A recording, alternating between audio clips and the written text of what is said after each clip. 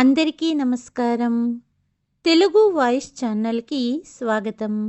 ఈనాటి మన కథ భారమైన తండ్రి. అది డిసెంబర్ నెల. చలి చాలా తీవ్రంగా ఉంది. వయసు మీరిన రాంప్రసాద్ గారి పరిస్థితి ఎలా ఉందంటే ప్రతిరోజు అతను ఒక పోరాటంలా గడుపుతున్నారు. గత 6 నెలలుగా రాంప్రసాద్ గారు హైదరాబాదులో తమ చిన్న కుమారుని ఇంట్లో ఉంటున్నారు. రాంప్రసాద్ గారు కిడ్నీ సమస్యతో బాధపడుతున్నారు. ఈరోజు ఉదయం నిద్ర లేచినప్పుడు చాలా భయపడ్డారు. ఎందుకంటే కిడ్నీ సమస్య కారణంగా అతనికి తెలియకుండానే నిద్రలోనే పరుపు తడిపేశారు. అప్పుడు ఆయన చిన్న కోడలు గది తలుపులు తెరుస్తూ లోపలికి వచ్చింది. పరుపు తడిసిపోయి ఉండటాన్ని గమనించి కోడలు కోపంతో రాంప్రసాద్ గారి మీద అరిచింది. ఎందుకు రాత్రిళ్ళు ఇంత నీళ్లు తాగుతారు? ఇలా ఎందుకు చేస్తారు? ఒక చిన్న పిల్లవాడు పరుపు తడిపితే అర్థం చేసుకోవచ్చు, కానీ మీ వయసులో ఇలా ఛీ అని రాంప్రసాద్ గారిని తిట్టి కోడలు కోపంగా గది నుండి బయటికి వెళ్ళింది. కోడలి మాటలు రాంప్రసాద్ గారి హృదయాన్ని చీల్చివేశాయి. కానీ ఆయన ఏమీ మాట్లాడలేకపోయారు. తల వంచుకొని కోడలి మాటలు వింటూ కన్నీరు కారుస్తున్నారు. చలికాలమైన కంగారు మరియు సిగ్గుతో అతని శరీరమంతా చెమటలు పట్టాయి. తొందరగా లేచి తన పరుపును స్వయంగా ఉతికేందుకు సిద్ధమయ్యారు. ఈ పరిస్థితికి రాంప్రసాద్ గారు స్వయంగా చాలా బాధపడ్డారు. కానీ ఏమీ చెయ్యలేని పరిస్థితి. కిడ్నీ వ్యాధితో బాధపడుతున్నప్పటి నుంచి ఈ సమస్య మరింత తీవ్రమయ్యింది. గది బయట అంజలి కోపంతో కేకలు వేస్తోంది. వంటగదిలో పాత్రలు కోపంగా విసురుతూ ప్రతిరోజు ఈ దరిద్రాన్ని ఎవరు సహిస్తారు అని భర్తకు వినపడేలా అరిచింది. గడ్డం చేసుకుంటున్న గౌరవ్, అంజలి, ఇంత ఉదయం ఎందుకు అరుస్తున్నావు? ఏమయింది అని భార్యను అడిగాడు. మీ నాన్న గదిలోకి వెళ్ళి చూడండి, తెలుస్తుంది. నేను ఇక భరించలేకపోతున్నాను అనింది అంజలి. ఏమయిందో చెప్తావా లేదా అని అడిగాడు గౌరవ్. అంజలి కోపంతో, ఏమవుతుంది? మీ నాన్న మళ్ళీ పరుపు తడిపేశారు. నేను ఇక భరించలేను. నేను అలసిపోయాను. ఆ గదిని శుభ్రం చేయటం నా వల్ల కాదు. మీరు వెంటనే మీ తండ్రి గురించి ఏదైనా చెయ్యండి, లేకపోతే నేను ఇల్లు వదిలి మా అమ్మ వాళ్ళ దగ్గరికి వెళ్ళిపోతాను అని చెప్పింది అంజలి. అప్పటికే ఆఫీస్ పని గురించి ఆందోళనగా ఉన్న గౌరవ్, నాన్న మళ్ళీ అలాగే చేశాడా అంటూ తల పట్టు కూర్చున్నాడు. ఏం చేయాలి అంజలి? నాకు ఏమీ అర్థం కావడం లేదు. ఒకవైపు ఆఫీస్ పని, మరోవైపు నాన్న ఆరోగ్యం. ఇప్పుడు నువ్వు కూడా ప్రతి విషయానికి పుట్టింటికి వెళ్ళిపోతానని బెదిరిస్తున్నావు. మనం 2 పిల్లల తల్లిదండ్రులం. కొంచెం ఆలోచించి మాట్లాడు అన్నాడు గౌరవ్. అంజలి కోపంతో వణికిపోయింది. నేను ఆలోచించి మాట్లాడాలా? నేను చెప్పాను కదా, మీ నాన్న విషయంలో ఏదో ఒకటి చెయ్యండి, లేకపోతే నేను పుట్టింటికి వెళ్ళిపోతాను. ఇక మీరే నిర్ణయించుకోండి అనింది అంజలి. భార్య మాటలకు, సరే, నేను అన్నయ్యకు ఫోన్ చేస్తాను. అయినా ఇది నా ఒక్కడి బాధ్యత కాదు కదా. 6 నెలలు దాటింది కానీ అన్నా వదినలు అస్సలు పట్టించుకోరు. నాన్నగారిని చూసుకోవటానికి వారు వంతు వచ్చినప్పుడు ఎప్పుడూ ఏదో ఒక కారణం చెబుతారు. వదినకు ఆరోగ్యం బాగోలేదని, లేదా అన్నయ్య సడన్గా బిజినెస్ ట్రిప్కు వెళ్ళిపోయాడని. అయినా అన్ని బాధ్యతలు నేను ఒక్కడినే ఎందుకు చూసుకోవాలి? ఇప్పుడు చూడు, నేను ఫోన్ చేసి నాన్నగారిని తీసుకెళ్లమని అడిగితే మళ్ళీ ఏదో ఒక కారణం చెప్తారు అని అంటూ గౌరవ్ తన అన్నయ్యకు ఫోన్ చేశాడు. కానీ అటువైపు ఎవ్వరూ ఫోన్ లిఫ్ట్ చేయలేదు. రాంప్రసాద్ గారికి 2 కొడుకులు, రమేష్ మరియు గౌరవ్. పెద్ద కొడుకు రమేష్ ఇంజనీరింగ్ చదివి వైజాగ్లో స్థిరపడ్డాడు. చిన్న కొడుకు గౌరవ్ భార్యతో కలిసి హైదరాబాదులో తన తల్లిదండ్రులతోనే ఉండేవాడు. కానీ రాంప్రసాద్ గారి భార్య మరణించిన తర్వాత వారి చిన్న కోడలు అంజలి మామగారి బాధ్యతలను తీసుకోవటానికి నిరాకరించింది. ఇద్దరు కొడుకులు ఉన్నప్పుడు తండ్రి బాధ్యతను ఇద్దరూ సమానంగా పంచుకోవాలని ఆమె వాదించింది. గౌరవ్కు కూడా భార్య మాటలను సమర్థించాడు.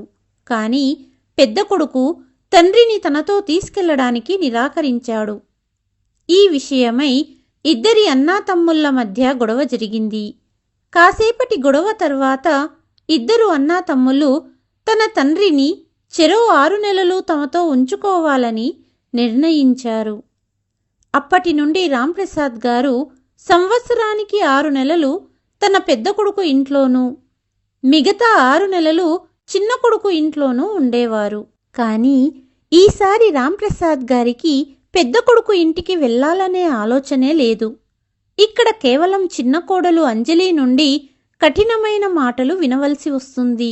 కానీ అక్కడ పెద్ద కొడుకు ఇంట్లో పరిస్థితి మరింత దారుణంగా ఉంది. పెద్ద కోడలితో పాటు పెద్ద కొడుకు కూడా ఆయనపై అరవడానికి సంకోచించడు. గౌరవ్ రమేష్ నెంబర్ను డయల్ చేస్తూనే ఉన్నాడు. కానీ అటు నుండి ఫోన్ కట్ చేయబడుతోంది. ఏమైంది, ఇంకా ఫోన్ చేయలేదా? అంజలి కోపంగా భర్తను అడిగింది. ఒకసారి కాదు 4 సార్లు చేశాను, కానీ అన్నయ్య ఫోన్ ఎత్తడం లేదు, గౌరవ్ జవాబిచ్చాడు. అంజలి కోపంగా, ఇప్పుడు వాళ్ళు ఎందుకు ఫోన్ లిఫ్ట్ చేస్తారు? మనం మీ నాన్నగారిని తీసుకురావలసిన వంతు వచ్చినప్పుడు 15 రోజుల ముందే ఫోన్ చేసి నాన్నగారిని తీసుకెళ్లాలని అంటారు. మీరు కూడా వాళ్ళ మాట విని వెంటనే మీ నాన్నగారిని తీసుకొస్తారు. కానీ వాళ్ళ వంతు వచ్చినప్పుడు ఇలాగే చేస్తారు. ఇప్పుడు మీరే వెళ్ళి నాన్నగారిని వైజాగ్లో వదిలిరండి అనింది అంజలి. అబ్బా అంజలి, ఆఫీస్లో చాలా పని ఉంది. మేనేజర్ అయ్యాక పని ఎక్కువయ్యింది. నాకస్సలు టైం లేదు అన్నాడు గౌరవ్. అదంతా నాకు తెలీదు. ఎలాగైనా మీ నాన్నగారిని అక్కడికి పంపే ఏర్పాటు చేయండి, లేదా నేను నా దారి చూసుకోవలసి వస్తుంది అని అంజలి కోపంగా చెప్పి వంటగదికి వెళ్ళిపోయింది. గౌరవ్ కుర్చీలో కూర్చుని ఆలోచించసాగాడు. ఈ పరిస్థితి నుంచి ఎలా బయటపడాలి అని అతనికి అర్థం కావడం లేదు. కాసేపటి తర్వాత గౌరవ్ టిఫిన్ తినడానికి కూర్చున్నాడు. అప్పుడే అతని ఫోన్ మోగింది. స్క్రీన్పై అతని అసిస్టెంట్ పేరు కనిపించింది. అతను ఫోన్ ఎత్తాడు. హలో సార్, మీకు గుర్తుంది కదా, ఈరోజు ఇంటర్వ్యూ సెషన్ జరుగుతోంది మరియు మీరు హైరింగ్ టీంలో భాగం. చాలామంది అభ్యర్థులు ఇప్పటికే వచ్చేశారు అనింది అసిస్టెంట్. హాహా మర్చిపోయాను, ఇప్పుడే బయలుదేరుతున్నాను అంటూ టిఫిన్ చేసి తన ఆఫీస్కు బయలుదేరాడు గౌరవ్. ఒక పెద్ద కంపెనీలో మేనేజర్ పదవిలో ఉన్నాడు గౌరవ్. కొద్దిసేపట్లోనే తన కారులో ఆఫీస్ చేరుకున్నాడు. ఆఫీస్ చేరుకునేసరికి హాల్ మరియు కారిడార్లో అభ్యర్థులు వెయిట్ చేస్తున్నారు. అందరూ తమ చేతుల్లో ఫైళ్లు మరియు రెజ్యూమ్ తీసుకొని తమ నెంబర్ కోసం ఎదురు చూస్తున్నారు. గౌరవ్ ఎవరినీ చూడకుండా తన క్యాబిన్ వైపు అడుగులు వేశాడు. అప్పుడు అకస్మాత్తుగా ఒక స్వరం అతన్ని ఆపింది. అరే గౌరవ్, నువ్వేంటిక్కడా? ఎన్ని సంవత్సరాల తర్వాత కలుస్తున్నాం? నన్ను గుర్తుపట్టావా లేక మర్చిపోయావా అంటూ అతను గౌరవ్ దగ్గరగా వెళ్ళి హత్తుకున్నాడు. నేను అవినాష్, నీ బాల్య స్నేహితుడిని అంటూ తనను పరిచయం చేసుకున్నాడు. గౌరవ్ కొద్ది క్షణాలు నిశ్చలంగా నిలిచాడు. గౌరవ్ ముఖంపై బలవంతంగా నవ్వు. అవినాష్ ప్రవర్తన అతనికి నచ్చలేదు. ఇంతమంది ముందు తన స్థాయి మరచి తనను కౌగలించుకోవటం గౌరవ్కు నచ్చలేదు. అవినాష్ బహుశా గౌరవ్ ముఖంలో మారిన భావాలను గమనించి, మీరు ఇదే కంపెనీలో పనిచేస్తున్నారా అని అడిగాడు. ఇది విన్న గౌరవ్, అవును, నేను ఇక్కడే పనిచేస్తున్నాను. నేను కొంచెం తొందరలో ఉన్నాను, నేను వెళ్తున్నాను అని చెప్పి అక్కడి నుండి వెళ్ళిపోయాడు. గౌరవ్ ఇంటర్వ్యూ ప్యానెల్లో కూర్చున్నాడు. ఆ రోజు అతనికి చాలా ప్రత్యేకమైన రోజు. ఒక పెద్ద కంపెనీ మేనేజర్గా అతను మొదటిసారి ఇంటర్వ్యూ ప్రక్రియలో పాల్గొన్నాడు. తాను కుర్చీలో కూర్చున్నప్పుడల్లా తనపై తనకు గర్వంగా అనిపించింది. కాని ఈ గర్వం త్వరలో అహంకారంగా మారిపోయింది. ఎందుకంటే ఇంటర్వ్యూ ఇవ్వడానికి అతని పాత స్కూల్ స్నేహితుడు అవినాష్ వచ్చి నిలబడ్డాడు. అవినాష్ గదిలో అడుగు పెట్టగానే గౌరవ్కు స్కూల్ రోజుల జ్ఞాపకాలు తాజా అయ్యాయి. వారిద్దరి సంబంధం స్నేహం కంటే పోటీ ఎక్కువ. స్కూల్ రోజుల్లో వారిద్దరూ ఇరుగు పొరుగువారు కూడా. ఇద్దరూ చాలా కష్టపడేవారు మరియు తెలివైన వారు. కానీ ఎప్పుడూ అవినాష్ గెలిచేవాడు. స్కూల్లో అవినాష్ ఎల్లప్పుడూ అందరికంటే తెలివైన వాడిగా పేరు తెచ్చుకున్నాడు. అతనికి గొప్ప భవిష్యత్తు ఉంటుందని స్కూల్లో అందరూ అనే మాటలు ఎల్లప్పుడూ గౌరవ్ వినేవాడు. కానీ ఈరోజు అవినాష్ ఉద్యోగం కోసం గౌరవ్ ముందు నిలబడ్డాడు. గౌరవ్ తన గత జ్ఞాపకాల నుండి వర్తమానంలోకి వచ్చి అవినాష్ని చూసి నవ్వుతాడు. కానీ అవినాష్ మాత్రం చాలా ఆత్మవిశ్వాసంతో నిలబడి ఉన్నాడు. ఇంటర్వ్యూ మొదలయ్యింది. ఇంటర్వ్యూలో అవినాష్ ప్రతి ప్రశ్నకు చాలా బాగా సమాధానం చెప్పాడు. ఇంటర్వ్యూ ప్యానెల్ సభ్యులు అతని తెలివితేటలకు ఆశ్చర్యపోయారు. అందరూ ఏకగ్రీవంగా అవినాష్కు ఉద్యోగం ఇవ్వాలని నిర్ణయించారు. గౌరవ్ అభిప్రాయం కోరగా ఇష్టం లేకపోయినా ఇష్టం ఉన్నట్టు తల ఊపాడు. 2 రోజులకే అవినాష్ ఉద్యోగానికి రావడం మొదలుపెట్టాడు మరియు అతను పూర్తిగా పనిలో నిమగ్నమయ్యాడు. అవినాష్ ఉద్యోగానికి వచ్చి ఈ రోజుకు 1 వారం గడిచింది. ఈరోజు గౌరవ్ ఆఫీసుకు వచ్చినప్పుడు అతని నుదిటి మీద ఆందోళన రేఖలు స్పష్టంగా కనిపించాయి. అతను చాలా ఆందోళనగా ఉన్నాడు. ఎందుకంటే అతని భార్య అంజలి మామయ్య విషయమై ఈరోజు ఉదయం ఇంట్లో గొడవ చేసింది. ఆ గొడవ ఇంకా గౌరవ్ చెవుల్లో మారుమోగుతూనే ఉంది. సమస్యకు పరిష్కారం కోసం గౌరవ్ తన అన్నయ్య రమేష్కు ఎన్నోసార్లు ఫోన్ చేశాడు. కానీ ప్రతిసారి ఒకే సమాధానం వచ్చింది. నేను చాలా బిజీగా ఉన్నాను. నాకు సమయం దొరికిన వెంటనే నాన్నగారిని తీసుకుని వెళ్తాను. కొన్ని రోజులు ఆయనను మీ దగ్గర ఉంచుకోండి అన్నాడు రమేష్. అప్పుడే తలుపు తట్టిన శబ్దం. మే ఐ కమిన్ సర్ అన్న గొంతు వినపడింది. గౌరవ్ తలెత్తి చూశాడు. రా అవినాష్ అని గౌరవ్ అన్నాడు. అవినాష్ లోపలికి వచ్చి సర్, నాకు 2 రోజుల సెలవు కావాలి అన్నాడు. ఇప్పుడే నువ్వు ఉద్యోగంలో చేరావు, అప్పుడే లీవ్ అంటే ఎలా? మనము చాలా పెద్ద ప్రాజెక్టు కోసం పనిచేస్తున్నాము, గుర్తుపెట్టుకో అన్నాడు గౌరవ్. సర్, రేపు నేను మా అమ్మను వైజాగ్ తీసుకెళ్ళాలి. వైజాగ్లో మా అక్క వాళ్ళ కొత్త ఇంటి గృహప్రవేశం ఉంది. అమ్మ తప్పకుండా వెళ్ళాలి అంటుంది. రేపు ఉదయం ట్రైన్కి వెళ్ళాలి అన్నాడు అవినాష్. వైజాగా? ఇది విన్న గౌరవ్కు ఒక ఆలోచన వచ్చింది. అన్నయ్య ఇల్లు కూడా వైజాగ్లోనే ఉంది. అవినాష్ ఎలాగో వెళ్తున్నాడు కాబట్టి నాన్నను పంపించేస్తే ఒక పని అయిపోతుంది అనుకుంటూ, సరే అవినాష్, నీకు సెలవిస్తాను, కానీ నాకు ఒక చిన్న పని చెయ్యాలి అని చెప్పాడు. అవినాష్ వెంటనే సరే సార్ చెప్పండి, నేను తిరిగి వచ్చాక చేస్తాను అన్నాడు. లేదు అవినాష్, తిరిగి వచ్చాక కాదు, ఈ పనిని నువ్వు రేపే చెయ్యాలి. నిజానికి నా అన్నయ్య కూడా వైజాగ్లోనే ఉంటాడు. నీకు ఇబ్బంది లేకపోతే మా నాన్నగారిని నీతో పాటు తీసుకెళ్లగలవా? అదేంటంటే నాన్నను ఒక్కడినే పంపించలేను. తీసుకెళ్లడానికి నా వద్ద సమయం లేదు. నువ్వు వెళ్ళినప్పుడు తీసుకెళ్లావంటే అన్నయ్య రైల్వే స్టేషన్కి వస్తాడు అన్నాడు గౌరవ్. సర్, ఇందులో ఇబ్బంది పడడానికి ఏముంది?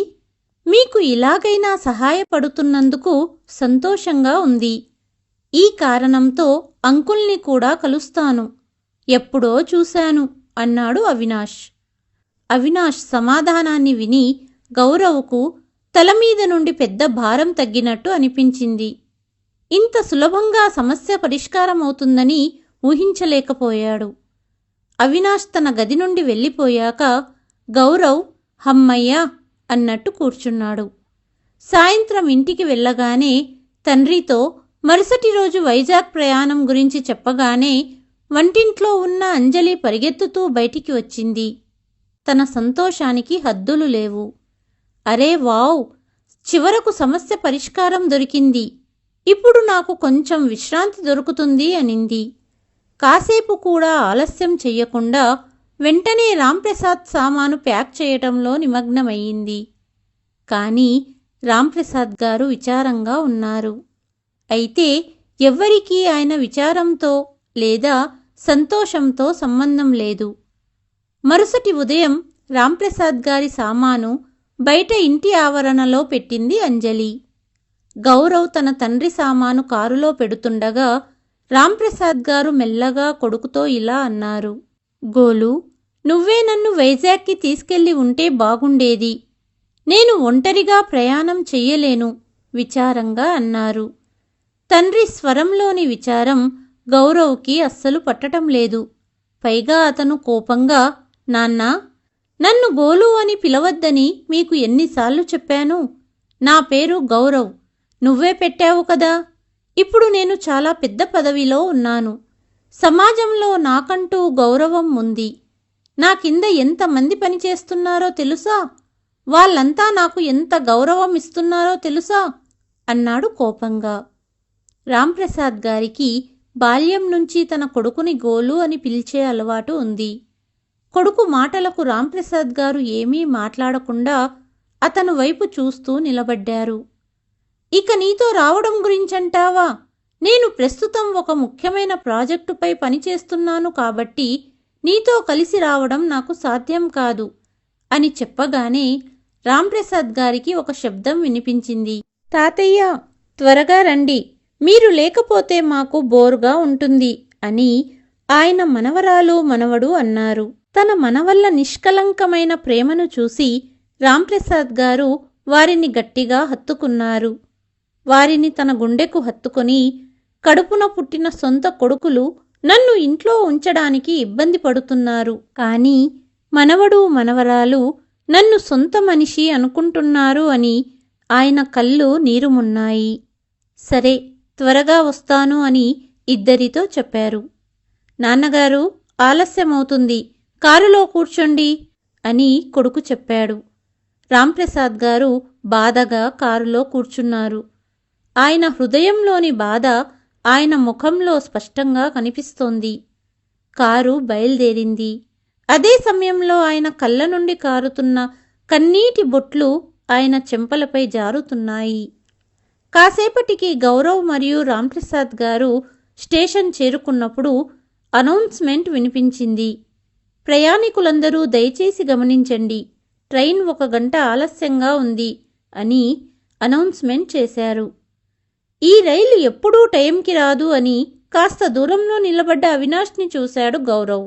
దగ్గరలో ఉన్న బెంచ్ మీద రాంప్రసాద్ను కూర్చోమని చెప్పి ఇటూ అటూ చూస్తూ అవినాష్ దగ్గరగా వెళ్ళి అవినాష్ అని పిలిచాడు.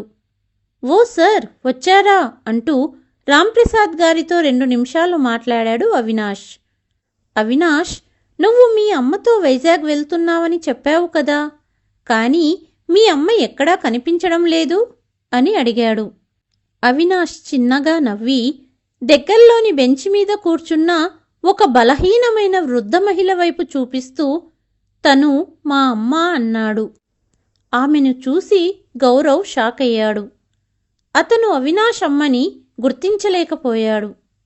ఆమె వయసు అంత ఎక్కువ కాదు, కానీ ఆమె శారీరకంగా చాలా బలహీనంగా మరియు వయసైపోయిన దానిలా కనిపించింది.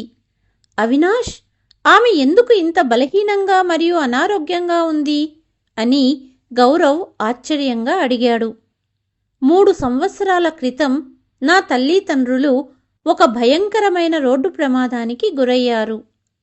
ఆ ప్రమాదంలో నాన్న చనిపోయారు అని చెబుతూ అవినాష్ గొంతు తడబడింది. ఆ ప్రమాదంలో అమ్మకు తీవ్ర గాయాలయ్యాయి. ఆస్పత్రిలో నెలల తరబడి చికిత్స చేయించుకున్నా అమ్మ పూర్తిగా కోలుకోలేకపోయింది. క్రమంగా ఆమె ఆరోగ్యం క్షీణించసాగింది. నాన్న చనిపోయిన తర్వాత అమ్మ షాక్ నుండి తేరుకోలేకపోయింది. లోపలి నుండి పూర్తిగా విరిగిపోయింది. అంతేకాకుండా ఆమె జ్ఞాపక శక్తి కూడా క్షీణించసాగింది. డాక్టర్ అమ్మకు అల్జీమర్ అని చెప్పారు. ఇప్పుడు ఆమె అన్నిటినీ మర్చిపోతుంది. కొన్నిసార్లు నన్ను కూడా గుర్తుపట్టదు. నా తల్లిదండ్రుల ప్రమాదం జరిగే 2 రోజుల ముందే నాకు విదేశాలలో ఉద్యోగం వచ్చింది. మేమంతా చాలా సంతోషించాము. కానీ నాన్న చనిపోయిన తర్వాత నేను విదేశాలకు వెళ్ళడం క్యాన్సిల్ చేసుకున్నాను. ఎందుకంటే అమ్మకు ఇప్పుడు నా అవసరం ఉంది. నేను ఇక్కడే ఉండి మంచి ఉద్యోగం సంపాదించాలి అనుకున్నాను. కానీ ఆ తర్వాత కరోనా వచ్చింది. మంచి ఉద్యోగం ఒక కలగా ఉండిపోయింది అన్నాడు అవినాష్. అవినాష్ మాటలు విని గౌరవ్ ఆశ్చర్యపోయాడు. అంత గొప్ప అవకాశాన్ని వదులుకున్నావా? నీకు అస్సలు బాధగా లేదా అని అడిగాడు.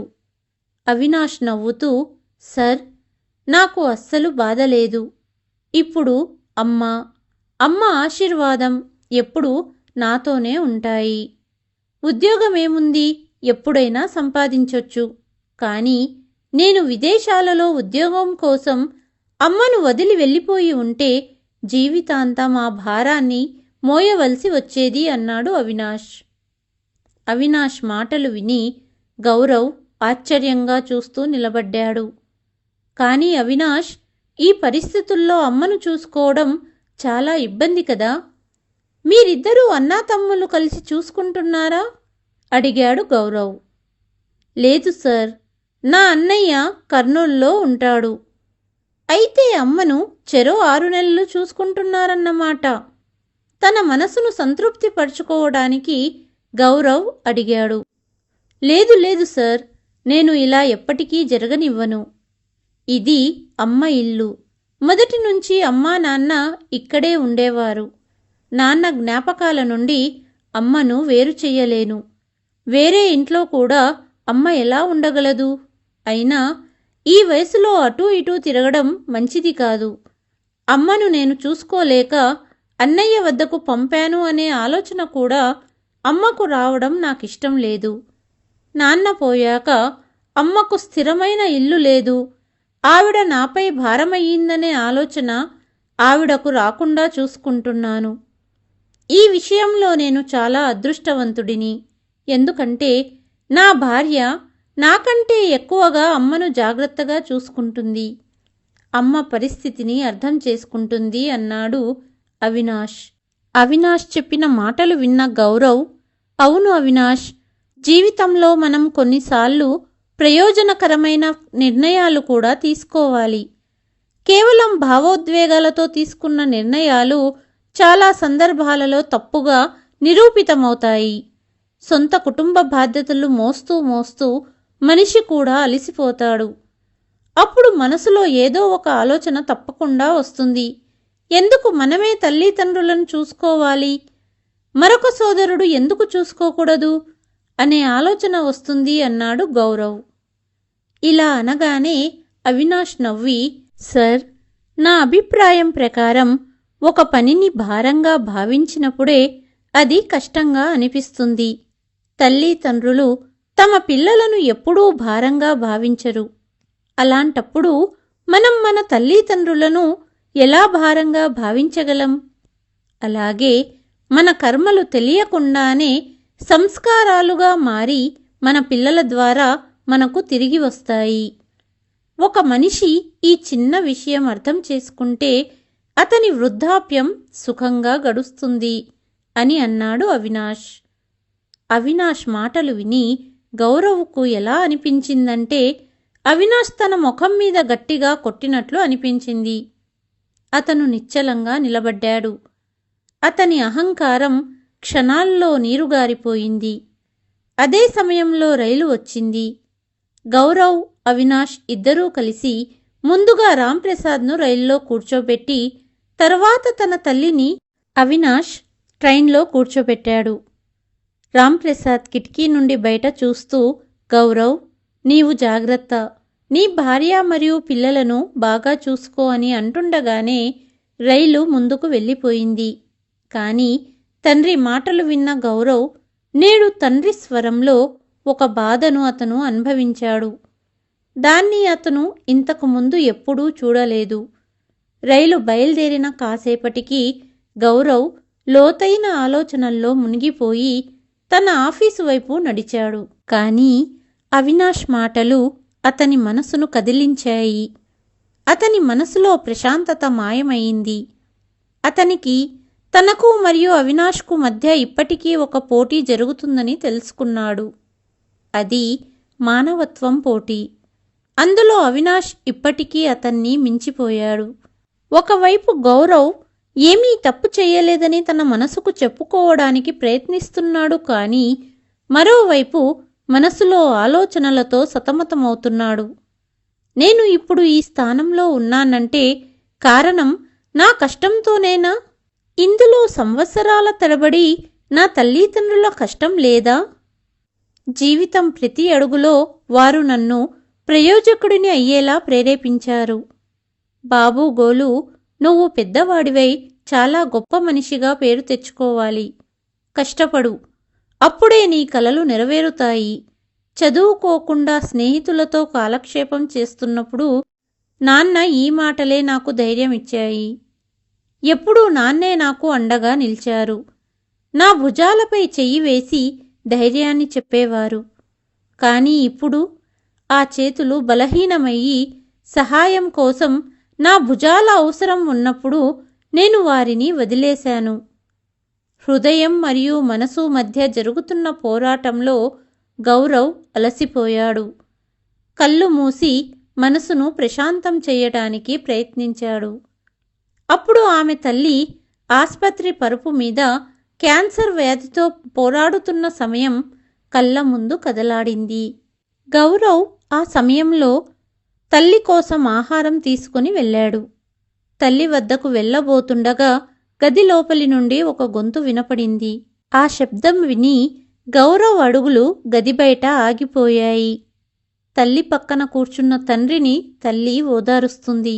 మీరు ఆందోళన చెందకండి. ప్రతి ఒక్కరూ ఏదో ఒకరోజు వెళ్ళిపోవాలి. దీనిలో బాధపడడానికి ఏమీ లేదు అనింది. నన్నేమి చెయ్యమంటావు కమల? నువ్వు లేకుండా నేను ఒక్క క్షణం కూడా ఉండలేను. నువ్వు ఒక్కసారైనా నా గురించి ఆలోచించలేదా అంటూ రాంప్రసాద్ గారు వెక్కి వెక్కి ఏడుస్తున్నారు. ఆ విషయంలో మీరు భయపడకండి.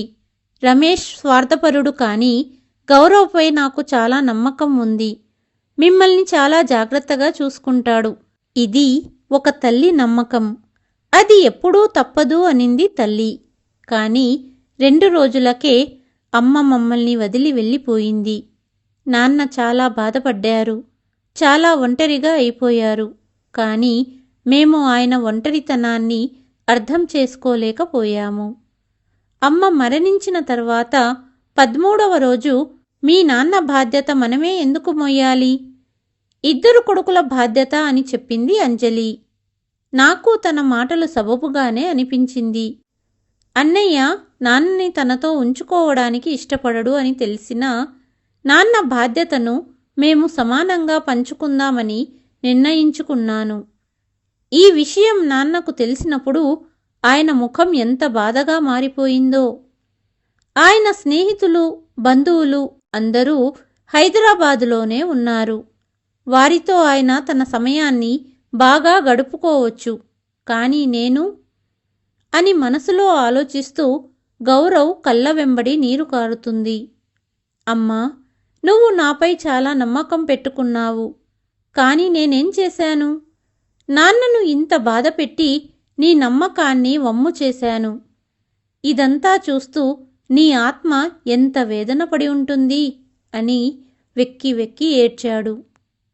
కాసేపటికి తనను తాను సంధాయించుకొని తన తల్లి తనను ఎప్పటికీ క్షమించదు అని భావించి కొంతసేపు ఆలోచించి తన కన్నీళ్లను తుడుచుకొని మొబైల్ తీసి వైజాగ్కు ఫ్లైట్ టికెట్ బుక్ చేసుకున్నాడు.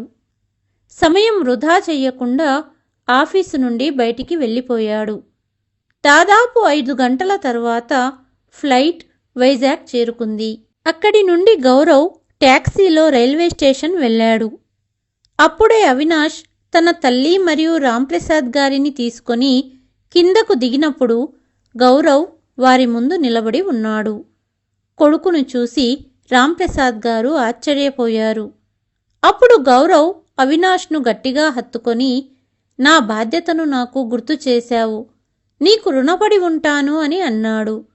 ఆ మాటలు విని అవినాష్ ఆశ్చర్యంతో కూడిన ఆనందంతో గౌరవ్ను చూశాడు. ఆ తర్వాత గౌరవ్ తన తండ్రి బ్యాగ్ను తీసుకొని తండ్రి చేతిని తన భుజంపై వేసుకొని, నాన్నా పదండి, ఎయిర్పోర్టుకి వెళ్ళాలి అన్నాడు. కానీ ఎయిర్పోర్టుకు ఎందుకు? నన్ను రమేష్ తన ఇంటికి తీసుకెళ్లడానికి వస్తున్నాడు కదా అని రాంప్రసాద్ గారు అడిగారు.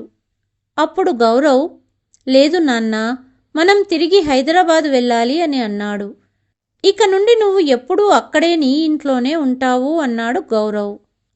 కొడుకు మాటలు వినగానే రాంప్రసాద్ తన కొడుకుని ఆశ్చర్యంగా చూశారు. దాదాపు 4 గంటల తర్వాత గౌరవ్ తన తండ్రిని తీసుకొని ఇంటికి చేరుకున్నాడు. తలుపు తీస్తూనే అంజలి వారిని చూసి కోపంతో వణికిపోయింది. ఇదేంటి, వైజాగ్ పంపిస్తున్నానని వెనక్కి తీసుకువచ్చారు అని అంజలి కోపంగా అరిచింది. గౌరవ్ ఏమీ మాట్లాడకుండా తన తండ్రిని గదిలోకి తీసుకువెళ్ళాడు. కానీ అంజలి ఆగలేదు.